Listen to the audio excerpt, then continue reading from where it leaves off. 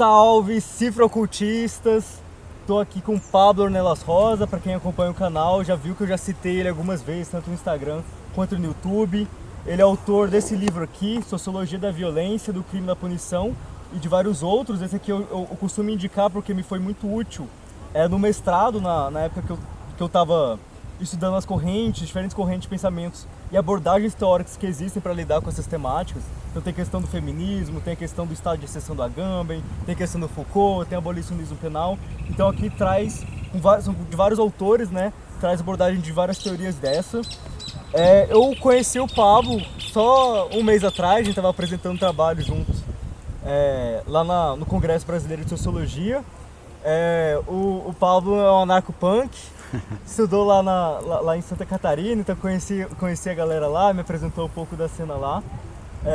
Tá aqui de visita em Brasília, então a gente tentou marcar esse rolezinho. Estamos no intervalo do almoço, na correria do dia. O Pablo, ele é doutor em Ciências Sociais pela PUC São Paulo, foi orientando do Edson Passetti, que é um abolicionista e um anarquista muito famoso, orientou vários outros intelectuais desse campo, como Thiago Rodrigues, Aline Passo. Ele pesquisa muitos temas, ele é pesquisador da área de criminologia, antropologia, sociologia, pesquisa drogas, pesquisa educação, e está agora fazendo uma cybercartografia da nova direita.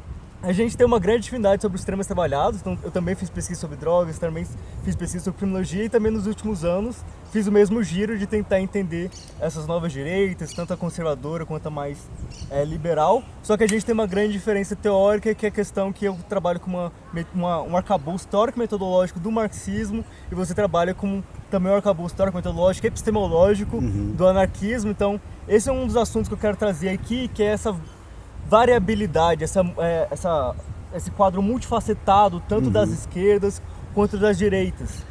E essa dicotomia, ela é muito questionada como obsoleta ou ultrapassada. Só que eu defendo, na verdade, a utilização dessa dicotomia, porque eu acho que ela se baseia num princípio que continua muito válido, que é uma coisa que está trabalhada no livro do Norberto Bobbio, um cientista político italiano, que é muito famoso. Eu nem acho que ele é tão bom assim, acho que ele escreve de uma forma um pouco chata, mas ele tem um livro que chama Esquerda e Direita, Razões para uma Distinção Política. E bem resumidamente, a questão é que esquerda e direita são divididas por um princípio político da igualdade. Então esquerda é um princípio político que defende maior igualdade social em relação ao status quo, e a direita que defende a manutenção ou a intensificação da desigualdade. Isso não quer dizer a gente precisa cair já automaticamente no maniqueísmo, tipo assim, a esquerda é boazinha, que defende igualdade, e a direita é malvada porque ela defende desigualdade. Mas a direita tem muitos argumentos para justificar essa posição, tanto no sentido de que há várias desigualdades que são justas, desigualdades são naturais, e quando o Estado intervém politicamente em torno da igualdade, ele acaba criando mais problemas do que benefícios, né? Então a gente quer também... A gente tem nossas causas, né? Mas nós somos sociólogos, a gente tem que trabalhar seriamente sobre isso, não cair só no proselitismo, né? Essa distinção também, ela surge na Revolução Francesa. Então você tinha na Convenção lá dos Revolucionários, essa multifacetação entre os revolucionários. Então tinham os burgueses girondinos, mais privilegiados da alta burguesia, que eram mais conservadores. Eles queriam tomar o poder político, mas eles não queriam superar todas essas desigualdades, tanto quanto os jacobinos ou os sans-culottes. Então você tinha essa divisão na própria convenção entre que os mais conservadores ficavam à direita e os mais radicais na luta pela igualdade social ficavam à esquerda. E além de ter essa questão dos princípios, que eu acho que é o fundamental, eu também acho que é interessante essa separação entre uma esquerda moderada, uma esquerda radical, e uma direita moderada e uma direita radical, não tanto em relação à finalidade que eles defendem, qual que é o grau de desigualdade e igualdade que eles defendem, mas também os meios que eles estão dispostos a empregar para atingir esse fim, né? Então, uma esquerda radical, ela sabe que a violência faz parte da política, e ela sabe que ela não vai conseguir pautar essa igualdade sem uma resistência violenta, então ela discute seriamente a violência. E a direita radical é a mesma coisa. Então, para purificar o seu país dos germes corruptores, como os judeus internacionais corruptos, foi pautado um holocausto e foi legitimado uma violência bárbara. Então, assim, nos extremos também tem a questão da violência, né? Então, porque a violência é o meio para atingir esse fim, que é a utopia de cada projeto político. E outra questão sobre essa divisão entre esquerda e direita é que acaba ficando uma coisa muito de identidade. Tipo assim, parece que é uma identidade pessoal ou uma identidade de coletivo, quando na verdade é uma relação social da sua prática, na nossa prática política, em relação a um princípio, né? Então você pode ter um ator que se diz de esquerda, mas atua como a direita. Então você tem diversos exemplos recentes aqui no Brasil, com o próprio governo petista, que tinha muitas contradições. Então você tem, por exemplo, um governo em tese reformista que não freou, pelo contrário, intensificou o processo de encarceramento em massa no Brasil. Ou tinha uma visão até que se diz de esquerda, né, desenvolvimentista, que coloca um projeto como Belo Monte que destrói a população local em nome desse projeto maior. A Sabrina tem um termo para isso, que ela fala que é um buraco de minhoca ideológico.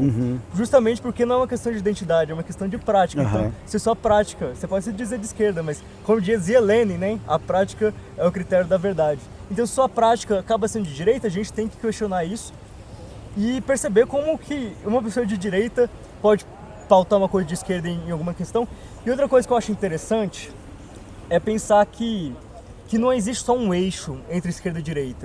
Porque se a questão é igualdade social, a igualdade não existe apenas na questão do eixo econômico. Ela também existe na dinâmica racial, ela também existe na questão de gênero.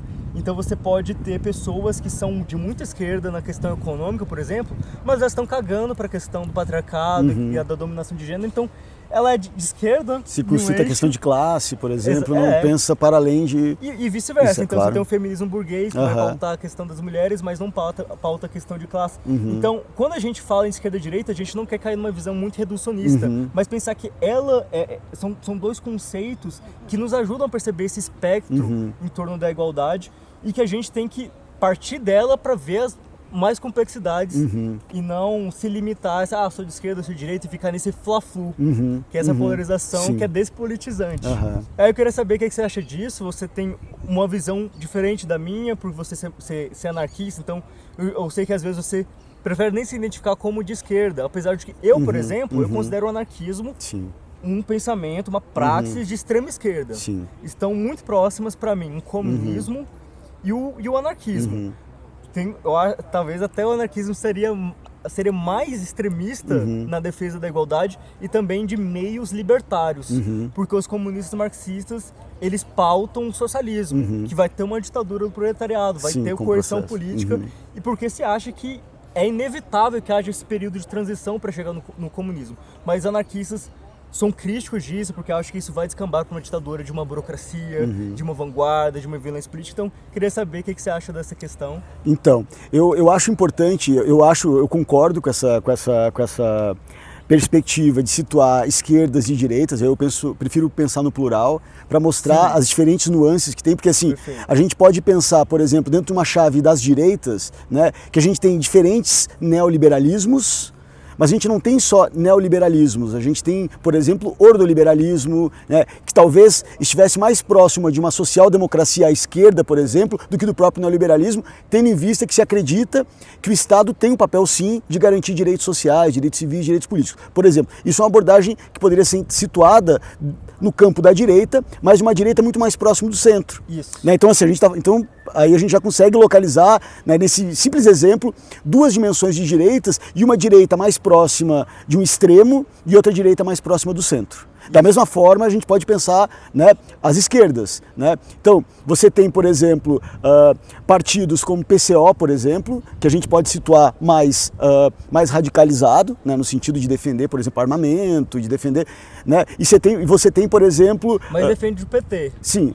Então, olha só um exemplo, que você tem um partido de extrema esquerda que tem nos meios que se defende uma coisa radical, então da violência política, eles pautam isso, mas quando se trata do projeto, eles queimam, por exemplo, partidos como o PSOL, e defender um PT, que é um Sim. governo conciliador. Sim, sim, sim. Então, e mesmo dentro do PT, e mesmo dentro do PCO, existem divergências, né? Assim, existem grupos que também disputam, como acontece nos campos das direitas, né? Assim, a gente está vendo agora disputas nas direitas, a gente pode localizar, por exemplo, no MEC a gente viu esse ano, né, o conflito entre os olavistas e os militares, né? A gente tem agora o MBL, que eu estou objeto de estudo no mestrado, sendo alvo persecutório dos olavistas e dos bolsonaristas, né? Justamente porque ele se... Alvo de boicote, exatamente, porque ele se descolou de uma pauta conservadora, né, em alguma medida, não de modo geral, né, mas se descolou de uma pauta mais, ou tentou se descolar de uma pauta conservadora, quando viu o efeito disso, né, as consequências foram bastante danosas para eles. Mas voltando à questão da esquerda e da direita, eu concordo, né, com essa ideia de que existem esquerdas e direitas, que dentro dos partidos existem conflitos também que representam, né, justamente a disputa pelo lugar, pelo exercício do poder internamente, né. Isso se reflete justamente na própria proposição de políticas públicas, né. Então, assim, você pega, por exemplo, o PT. Tá, o PT, situar o PT como partido de esquerda, né, e você desconsiderar, por exemplo, o desenvolvimentismo, que também opera junto com as direitas de modo geral, né, é você não entender que o PT, outro exemplo, pensar o PT e o sistema financeiro, por exemplo, né, você consegue localizar que o PT estava atuando com uma perspectiva também à direita. Quem que coordenava a política econômica, né? Meirelles, sim, Joaquim Levy, exatamente. Como que o partido de esquerda coloca banqueiro exatamente. para gerir política econômica. Para mim é um exemplo desse buraco de minhoca. Sim, exatamente, né? Isso se reflete, só que por outro lado também, a gente tem que entender que há uma nova narrativa que emerge principalmente pós a queda do Muro de Berlim, pós o suposto fim da Guerra Fria, né? A queda do Muro de Berlim, né, no final dos anos 80, traz como resposta a ideia de que se precisa de um novo inimigo histórico, de um novo inimigo contextual, de um novo sujeito perigoso que vai ameaçar e que pode ser instrumento de uma tomada de poder. A partir disso começa a emergir, acho que o Manuel Castells traz muito isso no Poder da Identidade, a ideia de que surge uma narrativa que opera de maneira conspiratória a partir da influência de pensadores neoconservadores, que hoje estão sendo capilarizados no Brasil, de modo geral, assim, né, que propõe uma outra narrativa, que é uma narrativa que pensa uma democracia liberal, sim, e uma democracia iliberal. Né, que é mais ou menos o que a gente está vendo no Brasil e também fora do Brasil, a ideia de que a representação, a democracia representativa, ela justifica, né, e ela possibilita a anulação de uma democracia participativa. Por isso, talvez, que o fim dos conselhos de participação da sociedade civil, né, tiveram seu fim no governo Bolsonaro, né, justamente intensificando esse modelo democrático baseado exclusivamente no sufrágio universal e perdendo o horizonte que era contemplado na Constituição de 88, que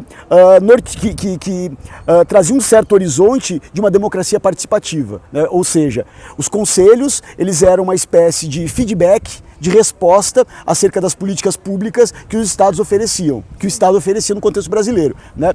Então esse feedback se perde, justamente porque a dimensão da participação e da resposta de quem é usuário desses serviços, né, passou a ser negligenciada e anulada de modo geral, né? Agora, então assim, se por um lado a gente tem uma narrativa de esquerda e de direita, por outro lado a gente também pode verificar a narrativa de uma espécie de democracia liberal, né, que se dá por meio do sufrágio universal, mas também tem um horizonte de participação, também tem que seria em certa medida consagrado aí pela possibilidade de um direito de resistência, né, que é através do segundo Tratado do Governo Civil do John Locke, e a gente também teria aí uma espécie de legitimação por meio do sufrágio de qualquer tipo de governo, inclusive de um iliberalismo, por exemplo, como a gente vê com o Viktor Orbán na Hungria e a gente vê aqui também no Brasil no contexto bolsonarista, né, assim, que é bastante nítido, né, esse comportamento persecutório para com a dissidência política, o que vai contra um princípio da democracia liberal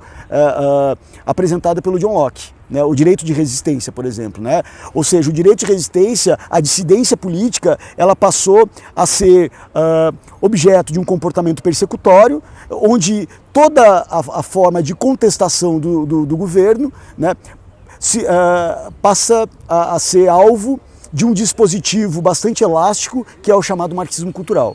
né? E nesse sentido, até a nossa conversa aqui é bastante interessante, porque permite a gente mostrar que esse marxismo cultural é uma divagação, né? Porque aqui eu guarda-chuva, né? Exatamente. Na verdade é uma estratégia, um dispositivo de persecução desse outro, que é o dissidente político. Então, por exemplo, você pega textos, por exemplo, como textos de neoconservadores contemporâneos, como Roger Scruton, por exemplo, o livro Pensadores da Nova Esquerda, por exemplo, que ele traz o Foucault como um autor marxista. Ele presume que o Foucault trabalhe com Hegel, por exemplo. Assim, o próprio Foucault mostra isso em vários dos textos.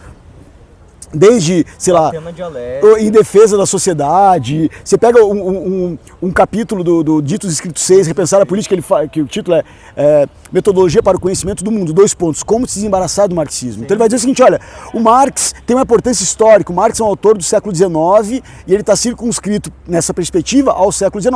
Agora, a importância dele é uma importância histórica, como é importante pensar, por exemplo, o Adam Smith, como é importante inclusive pensar o Mises, que morreu na década de 70 do século passado e que por ter morrido na década de 70 do século passado, talvez o horizonte político e econômico que ele vislumbrava era bastante limitado, porque ele não tinha a noção do antropoceno, ele não tinha a noção do efeito ecocida do antropoceno, por exemplo, e pensar, como ele argumenta, que numa sociedade de livre mercado o consumidor é o cidadão é o consumidor, é você presumir uma legitimação do desenvolvimentismo e a extração cada vez mais intensas de recursos naturais, o que compromete a nossa existência planetária, por exemplo. Então a gente não tem mais como pensar dessa forma, porque o século XXI, né, inclusive do ponto de vista científico, traz uma maior complexidade do ponto de vista da disciplinaridade, propondo inclusive um olhar interdisciplinar. Então eu não posso olhar para a economia desconsiderando o efeito no meio ambiente, por exemplo, desconsiderando o efeito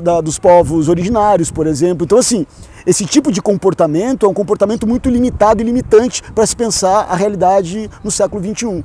Você também trabalha com estudo em antropologia, já me falou sobre o Viveiro de Castro, que você acha interessante pensar na categoria de perspectivismo e trabalhar isso na questão da política. Então, eu na verdade é interessante, porque assim, como eu trabalho com referencial pós-estruturalista, né, trabalho muito com Foucault, com Deleuze, e o Viveiro de Castro, em certa medida, vem dessa esteira, claro, também com o estruturalismo, Lévi-Strauss, mas vem com traz essa ideia o perspectivismo ameríndio, essa ideia assim, junto com outros autores, né, assim, que obviamente que não é só ele, mas ele traz um debate muito interessante que eu acabei utilizando, né, para pensar o campo da política. Da mesma forma que na interação, nos primeiros contatos entre os ameríndios e os europeus, por exemplo, a forma com a qual você enxergava o outro se dava de maneira completamente distinta, tendo em vista que aqueles elementos que constituíam uma perspectiva do europeu acerca do ameríndio era completamente diferente do ameríndio acerca do europeu, né? No caso a gente tinha a busca pela existência ou não da alma, né? Tendo em vista o processo de uma certa colonização cristã. Né, ou seja, será que esse ameríndio ele tem alma? Será que ele é um animal na selva? Estou sendo bem grosseiro, mas só para tentar evidenciar essa diferença. E no caso do europeu era assim, pô, mas né, será que ele tem alma? E no caso do ameríndio era assim, tá, mas as plantas têm alma, os animais têm alma, né? O que saltava aos olhos dos ameríndios era justamente o corpo e não a alma, né? Era essa diferença. E a partir dessa perspectiva, eu comecei a pensar que eu não posso tratar da minha leitura, do meu olhar sobre as direitas, me situando, tendo como referência autores de esquerda, pelo menos num primeiro momento. Porque senão o meu olhar sobre as direitas vai ser um olhar contaminado pelo olhar das esquerdas. E eu vou trazer referenciais teóricos que podem me impossibilitar de dialogar com essa outra perspectividade. Então, a minha escolha por trabalhar também com autores que escapam ao marxismo cultural me permite uma aproximação, tendo em vista que eu não tenho como ser acusado de marxismo cultural, porque eu trabalho com referenciais que escapam ao marxismo cultural, ou ao marxismo e aos desdobramentos que são acusados de marxismo cultural. Então, nessa perspectiva, a perspectividade, né, trazida pelo Viveiro de Castro e antes pelos autores pós-estruturalistas e antes, sobretudo, por Nietzsche, né, permite a gente enxergar uma certa verdade orientada por uma perspectiva de quem toma para si alguns elementos que configuram a sua própria visão de mundo. Então, a minha estratégia para pensar as direitas foi tentar enxergar, a partir da perspectividade das direitas, como que eles dão sentido para a conduta deles. vão porque eles dão sentido porque eles fazem. Eu acho isso muito interessante, mas, por exemplo, eu fui fazer meu mestrado sobre o MBL sendo um marxista e sendo um abolicionista penal.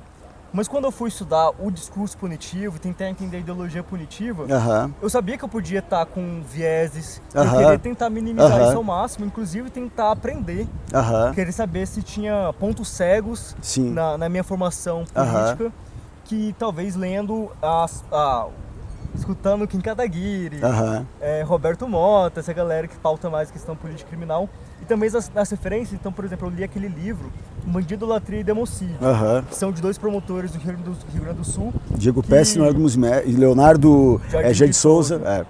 Os dois são olavistas, dedicam um livro ao Olavo. E eu fiquei muito desapontado. Eu também. Eu também. Sensação. Eu estou orientando um trabalho de pós-doutorado sobre esse livro, inclusive. Né, assim, justamente evidenciando os problemas metodológicos, éticos. Né, assim, a desonestidade intelectual é o que mais me chocou. Eu não sei, eu não sei se é uma desonestidade intelectual ou se é uma ignorância. Não, eu tenho certeza que não, até porque o Foucault não consta nas referências bibliográficas, né? Mas então assim, eles leram, Gramsci, eles falam de Foucault, eles falam de Marx, mas eles não leram. Então é por isso que eu parto da premissa que eles inauguraram um novo método, que é o método da apudização.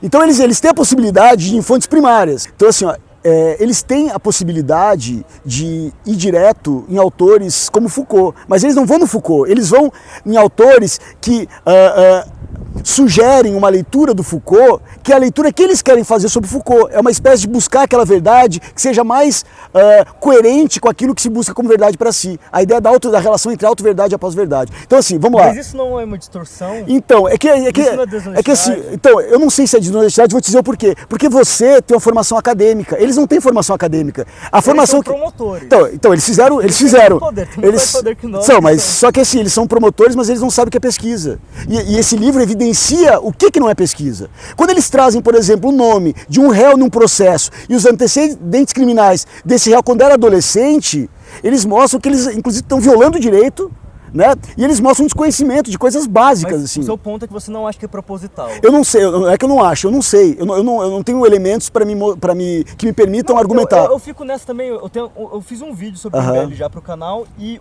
o subtítulo que tá no thumbnail é Ignorância é uma fé. Que é as coisas que o Kim fala sobre marxismo cultural. Sim. Que comete gafes, que Marx reconheceu que era errado depois da Primeira Guerra Mundial. Sim, Marx E tipo assim, eu não sei se é só ignorância, sabe? Então, mas talvez seja um híbrido das duas coisas, né? Assim, no caso do Bandido, Latria e Democídio, é muito perigoso o que eles fazem, porque se você pegar, por exemplo, se você pegar trechos do Bandido, Latria e Democídio e pegar trechos do Mein Kampf e do Hitler, você vai ver elementos muito próximos. Esse comportamento persecutório para com o marxismo, para com o judeu, bolchevismo é uma expressão que é utilizada pelo... né? Claro, a gente não vive mais a Guerra Fria, então, né, não vive mais o bolchevismo, no sentido dessa narrativa, mas a gente tem que colocar algo nesse lugar. Né? E o que a gente faz? Como no nazismo... O bolchevismo cultural precede a Guerra Fria. Sim, claro. Mas ela tem efeito na Guerra Fria, porque ela se perpetua na Guerra Fria, porque ela é justamente, né, assim, e ela vai se intensificar fortemente. Engraçado, porque isso parte dos nazistas, e aí depois são os liberais, os conservadores que passam a adotar essa narrativa. Exatamente. Mas voltando à questão do Bandido, Latria, de vários problemas que eu localizo, o primeiro problema é um problema metodológico, né? E aí eu não sei se dizer se é má fé, se é ignorância, se é um pouco dos dois, mas assim, por exemplo, você lê eles destruindo Foucault, aí citam Foucault, falam um monte de coisa que o Foucault fala justamente o contrário. Você pega os textos do Foucault, inclusive o livro que eu estou publicando agora, Fascismo Tropical, que vai ser publicado nos próximos meses, eu trago justamente, problematizo alguns elementos do Bandido, Latria e Democídio, evidenciando que, assim, por exemplo, eles citam o Foucault através de Apude, eles não vão direto no autor. E o Foucault é um autor que tem tudo praticamente traduzido para o português hoje. Assim, não tem nem a justificativa da língua. Tem a preguiça intelectual. Claro, tem a preguiça intelectual e tem a busca pela auto-verdade, por aqueles elementos que configuram aquilo que se quer constituir como verdade. E aí você tem, por exemplo, o livro que não cita Foucault, então é um livro que, em tese, vai criticar um autor, que o autor não aparece em referência bibliográfica. Isso não existe no campo acadêmico. Isso é o Olavo de Carvalho. Sim, claro. Que é o guru. Exatamente. Está citando o Olavo. Exatamente. Essa é uma grande diferença, por exemplo, do que a gente faz na academia, do que o Olavo faz. Quando eu escrevo um artigo sobre o Olavo, por exemplo, e mando para uma revista, Se não tiver citação direta, dialogando com a obra, as pessoas nem eu vou ser avaliado por pares que não sabem que fui eu que mandei o artigo. Então ninguém vai aceitar o meu artigo na revista porque foi o Pablo que mandou. Claro. Não, tem o duplo cego, que é uma ferramenta utilizada justamente para garantir uma certa neutralidade acerca do parecerista do artigo. No caso do Olavo de Carvalho, acha que o livro tem mais rigor, porque sabe, é um livro. Não, o livro qualquer um publica. Exatamente. Publica seu livro lá com exatamente. Então essa é uma grande diferença. Né, claro, no nosso campo das ciências sociais e humanas de modo geral, o livro tem um peso, né, assim, e é inclusive um debate que está sendo feito na CAPES hoje, né, assim, peraí, será que a gente entra nessa dinâmica do produtivismo também pelo viés e intensifica pelo viés da publicação de artigo científico, ou a gente permanece... Isso é um grande debate, está acontecendo inclusive hoje, né, aqui em Brasília, né? Mas enfim, no seminário de meio termo.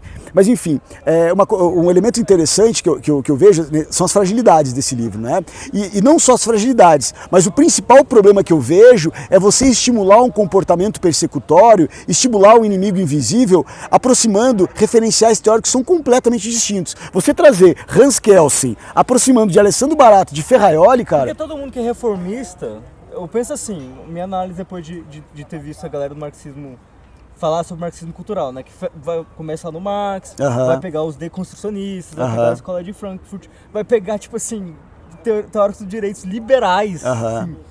Qualquer coisa que está à esquerda deles, para eles já é um marxismo cultural. Sim, é uma forma de infiltração da esquerda, né? Então a tática das tesouras, né? Então, como exatamente, se a tesouras. esquerda radical tivesse assumido uma posição mais moderada para ficar um antagonista. Só que a gente deslocou o Teatro das Tesouras dessa, né? Se o Teatro das Tesouras, que eu acho uma grande besteira que o Olavo de Carvalho faz, porque ele assim, essa ideia da nova ordem mundial, então a gente tem uma nova ordem mundial quando a gente tem, por exemplo, o Instituto Mises. Né? Porque também os opera da direita exatamente no mundo todo. Assim, a Sociedade Montpellier quer mais Foro de São Paulo do que... Vai ter um congresso agora esse ano dos conservadores. Sim. Aí, articulado pelo Eduardo Bolsonaro. Steve Bannon, né, assim... Então assim, o Olavo fala que o Lenin tem uma frase que é: acuse-os do que você faz. Mas quem ele faz isso. Então, a minha tese, assim, em termos do Olavo de Carvalho, é que o Olavo de Carvalho foi a pessoa mais bem-sucedida para aplicar a revolução cultural gramscista que ele acusa.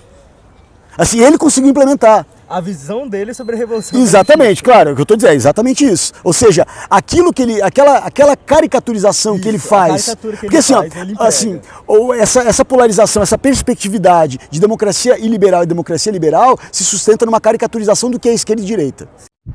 Fala galera, espero que não tenha se assustado com esse corte abrupto. Então saca só o que aconteceu, eu perdi a gravação em vídeo do resto desse bate-papo, mas o áudio continua intacto, então minha ideia foi aproveitar essa deixa para criar o podcast do Cifra Oculta. Então vocês vão conseguir encontrar a segunda metade desse bate-papo num link na descrição desse vídeo. Eu recomendo muito que a gente conseguiu tocar em outros temas e aprofundar outras questões nessa segunda metade do debate, então super vale a pena. E a partir de agora eu vou enviar para o podcast o conteúdo feito já para o Cifra Oculta, para atender também quem prefere acompanhar os debates nessa outra mídia. Então é isso, confere a descrição e aqueles pedidos de sempre, né? Curtir, compartilhar, comentar para fomentar discussões. Então é isso, valeu, falou!